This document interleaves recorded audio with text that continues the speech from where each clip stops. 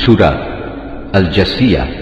রহমান রহিম আল্লাহ তাআলার নামে। হামিম। পরাক্রমশালী প্রজ্ঞাময় আল্লাহ তাআলার কাছ থেকেই এ কিতাবের অবতরণ। নিঃসন্দেহে আকাশমালা ও জমিনে ঈমানদারদের জন্য আল্লাহ তাআলাকে জানার অগণিত নিদর্শন রয়েছে। নিদর্শন রয়েছে স্বয়ং তোমাদের সৃষ্টির মাঝে এবং জীবজন্তুর বংশ বিস্তারের মাঝেও, যাদের তিনি জমিনে সর্বত্র ছড়িয়ে রেখেছেন। এর সর্বত্রই তার কুদরতের অসংখ্য নিদর্শন মজুদ রয়েছে তাদের জন্য যারা আল্লাহ তাআলার উপর বিশ্বাস করে।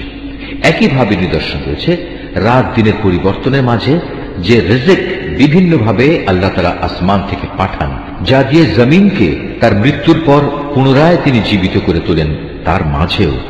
এ বায়ুর পরিবর্তনেও তার কুদরতের বহু নিদর্শন ছড়িয়ে রয়েছে তাদের জন্য যারা চিন্তা গবেষণা করে। এ হচ্ছে আল্লাহ তাআলার আয়াত সমূহ, যা আমি যথাযথভাবে তোমার কাছে পড়ে শোনাচ্ছি।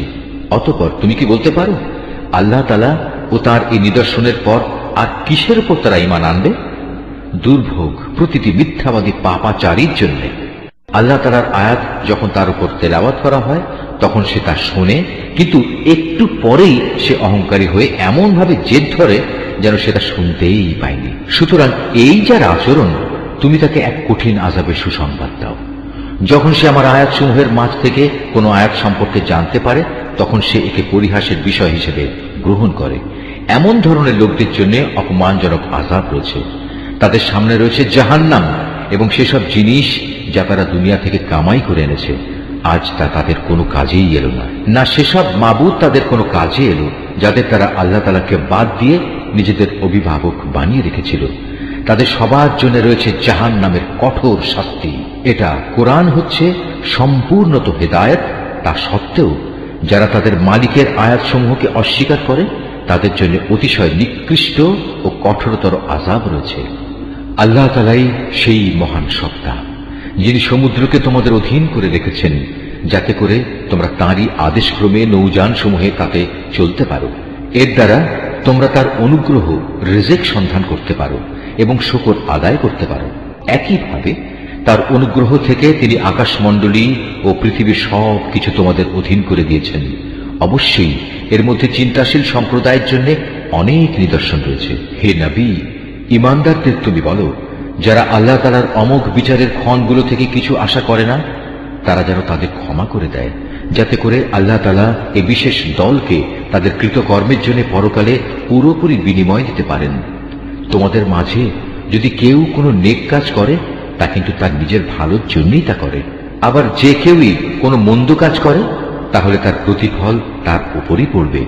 পরিশেষে তোমাদের সবাইকে স্বীয় মালিকের কাছেই ফিরে যেতে হবে। আমি বনী ইসরায়েলদের কিতাব, রাষ্ট্র ক্ষমতা ও নবুয়ত দান করেছিলাম। আমি তাদের উৎকৃষ্ট রিজিক দিয়েছিলাম।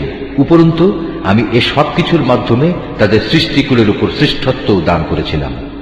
দিন সংক্রান্ত বিষয়গুলো আমি তাদের কাছে বিশদভাবে বর্ণনা করে দিয়েছি। অতঃপর যে মতবিরোধ তারা নিজেদের মধ্যে সৃষ্টি করেছে তা কিন্তু তাদের অজ্ঞতার কারণে নয়, বরং তা ছিল তাদের পারস্পরিক জেদের কারণে। হে নবী, কিয়ামতের দিন তোমার মালিক তাদের মধ্যে সেই সমস্ত বিষয়ের ফয়সালা করে দেবেন যে ব্যাপারে তারা দুনিয়ায় মতবিরোধ করেছে। অতঃপর হে নবী, আমি তোমাকে দিনের এক বিশেষ পদ্ধতির উপর এনে স্থাপন করেছি। অতএব তুমি শুধু তারই অনুসরণ করো। শরীয়তের ব্যাপারে সেসব লোকদের ইচ্ছা আকাঙ্ক্ষার অনুসরণ করো না যারা আখিরাত সম্পর্কে কিছুই জানে না। আল্লাহ তাআলার মোকাবেলায় এরা তোমার কোনোই কাজে আসবে না। তাছাড়া জালেমরা তো একজন আর একজনের বন্ধু, আর পরেজগার লোকদের আসল বন্ধু হচ্ছেন আল্লাহ তাআলা স্বয়ং। এ কোরআন হচ্ছে মানুষের জন্য সুস্পষ্ট দলিল। সর্বোপরি ঈমানদারদের জন্য তা হচ্ছে জ্ঞানের কথা, পথ নির্দেশ ও অনুগ্রহ। যারা অপকর্ম করে তারা কি মনে করে নিয়েছে আমি তাদের সে লোকদের মতো করে দেব যারা ঈমান এনেছে এবং সে অনুযায়ী নেক আমল করেছে? তাদের জীবন ও তাদের মরণ কি ঈমান গ্রহণকারীদের মতো একই ধরনের হবে? কত নিম্নমানের ধারণা পোষণ করছে এরা আল্লাহ তাআলা সম্পর্কে। আল্লাহ তাআলা আসমান সমূহ ও জমিন যথাযথভাবে সৃষ্টি করেছেন, যাতে করে এ দুয়ের মাঝে বসবাসরত প্রতিটি বাসিন্দা তার কর্মের যথাযথ বিনিময় পেতে পারে। কিয়ামতের দিন তাদের কারো প্রতি বিন্দু মাত্র জুলুম করা হবে না। হে নবী, তুমি কি সে ব্যক্তিটির প্রতি লক্ষ্য করেছেন যে ব্যক্তি নিজের খেয়াল খুশিকে নিজের মাবুদ বানিয়ে নিয়েছে এবং পর্যাপ্ত পরিমাণ জ্ঞান থাকা সত্ত্বেও আল্লাহ তাআলা তাকে গোমরাহ করে দিয়েছেন?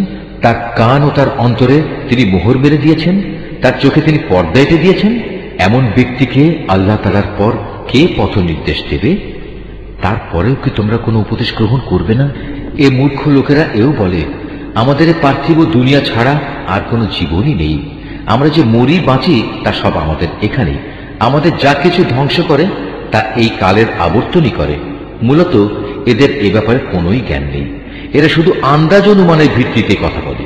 যখন এদের কাছে আমার কিতাবের সুস্পষ্ট আয়াতগুলো পড়া হয়, তখন এদের কাছে এছাড়া আর কোনো যুক্তিই থাকে না যে তারা বলে, তোমরা যদি কিয়ামতের দাবিতে সত্যবাদী হও তাহলে আমাদের বাপ দাদাদের কবর থেকে নিয়ে এসো।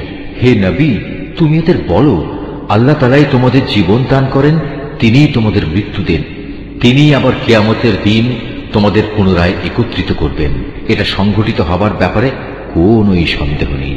কিন্তু তারপরেও অধিকাংশ মানুষ এ সম্পর্কে কিছুই জানে না। আকাশমণ্ডলী ও জমিনের যাবতীয় সার্বভৌমত্ব আল্লাহ তাআলার জন্যই। যেদিন কিয়ামত সংঘটিত হবে সেদিন এই বাতিলপন্থীরা ভীষণভাবে ক্ষতিগ্রস্ত হবে।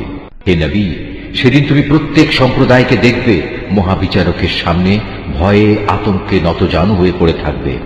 প্রত্যেক জাতিকেই তাদের আমল নামার দিকে ডাক দেয়া হবে। তাদের বলা হবে, দুনিয়ায় তোমরা যা কিছু করতে আজ তোমাদের তার যথার্থ প্রতিফল দেয়া হবে। এ হচ্ছে আমার সংরক্ষিত নথিপত্র, যা তোমাদের কর্মকাণ্ডের উপর ঠিক ঠিক বর্ণনাই পেশ করবে। তোমরা যখন যা করতে আমি তা এখানে সেভাবেই লিখে রেখেছি। যারা ঈমান এনেছে এবং নেক কাজ করেছে, আজ তাদের মালিক তাদের তার অনুগ্রহে জান্নাতে দাখিল করাবেন, আর এটাই হবে চরমতম সাফল্য। অপরদিকে যারা কুফরি অবলম্বন করেছে, আমি তাদের বলবো, তোমাদের সামনে কি আমার আয়াতসমূহ বারবার পড়ে শোনানো হতো না? কিন্তু এই সত্ত্বেও তোমরা ঔদ্ধত্য প্রকাশ করেছিলে। মূলত তোমরা ছিলে একেবারেই নাফরমান জাতি। যখন তোমাদের বলা হতো আল্লাহ তাআলার ওয়াদা সত্য এবং কিয়ামত সংঘটিত হওয়ার মধ্যে কোন রকম সন্দেহ নেই, তখন তোমরা অহংকার করে বলতে, কিয়ামত আবার কি? আমরা জানি না, আমরা এ ব্যাপারে সামান্য কিছু ধারণাই করতে পারি মাত্র, কিন্তু আমরা তো তাতে বিশ্বাসীও নই। সেদিন তাদের মন্দ কাজগুলো তাদের কাছে স্পষ্ট প্রকাশ হয়ে পড়বে এবং সেই বিষয়টি তাদের পরিবেষ্টন করে নেবে, যে ব্যাপারে তারা হাসি ঠাট্টা করে বেড়াত। ওদের তখন বলা হবে, আজ আমি তোমাদের জেনে শুনেই ভুলে যাব। ঠিক যেভাবে তোমরা দুনিয়ায় থাকতে এই দিনের সাক্ষাৎকে ভুলে গিয়েছিলে, আজ তোমাদের ঠিকানা হবে জাহান্নামের আগুন। সে আগুন থেকে বাঁচার জন্য এখানে তোমরা কোনোই সাহায্যকারী পাবে না। এ কারণেই তোমাদের শাস্তি দেয়া হলো। তোমরা আল্লাহ তাআলার আয়াতসমূহ নিয়ে হাসি তামাশা করতে এবং তোমাদের পার্থিব জীবন দারুণভাবে তোমাদের প্রতারিত করে রেখেছিল। সুতরাং আজ তাদের জাহান্নাম থেকে বের করা হবে না, না আল্লাহ তাআলার দরবারে তাদের কোন রকম অজুহাত পেশ করার সুযোগ দেয়া হবে। অতএব সমস্ত প্রশংসা আল্লাহ তাআলার জন্য, যিনি আসমান সমূহের মালিক, তিনি জমিনের মালিক, তিনি মালিক গোটা সৃষ্টিকুলের। আকাশমণ্ডলী এবং জমিনের সমস্ত গৌরব ও মাহাত্ম্য তাঁর জন্যই নিবেদিত। তিনি মহাপরাক্রমশালী ও প্রজ্ঞাময়।